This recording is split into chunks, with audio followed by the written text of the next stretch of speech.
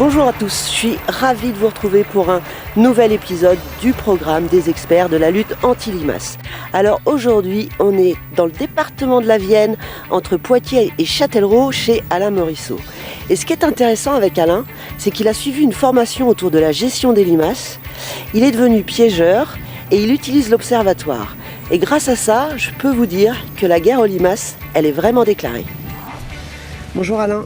Bonjour Hélène. Alors est-ce que tu peux nous présenter ton exploitation et préciser un petit peu la région dans laquelle on se trouve? Alors, nous sommes dans la plaine de Châtellerault-Loudun, sur sol argilo-calcaire. Nous avons une surface de 95 hectares en blé dur, blé tendre, tournesol. Alors on est venu chez toi pour parler un petit peu limaces. Est-ce que sur ton exploitation c'est un gros souci pour que tu t'y intéresses autant?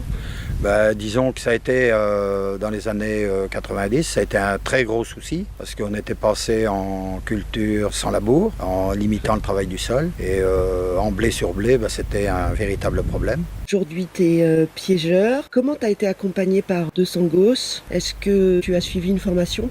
Oui, on a eu une formation avec 200 gosses.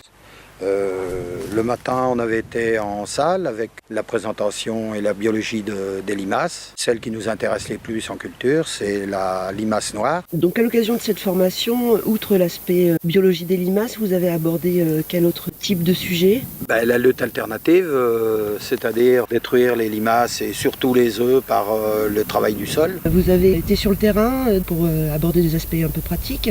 Oui, on a été voir pour comparer, ils ont fait des essais devant nous avec un épandeur de lime traditionnel et un spando pour voir les largeurs et si les appareils qui cassaient le plus de granulés. Quel bénéfice ça a apporté cette formation pour toi et l'exploitation?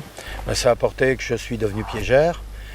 Donc ça permet d'anticiper le risque limace, car il faut commencer la lutte anti-limace avant que le blé soit semé. C'est le plus rentable avec beaucoup moins de produits.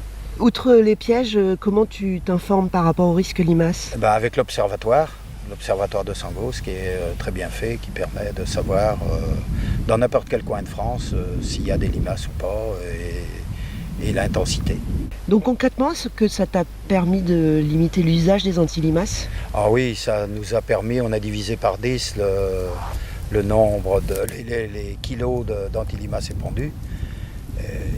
Pour nous, c'est une très bonne chose et surtout une bonne chose pour l'environnement. Merci Alain pour toutes ces explications. Et moi, j'ai 3 choses à vous dire. Allez vous inscrire sur le site de l'Observatoire, allez vous inscrire pour suivre une formation. Et si vous voulez en savoir plus sur le piégeage, retrouvez le premier épisode de notre émission. À bientôt!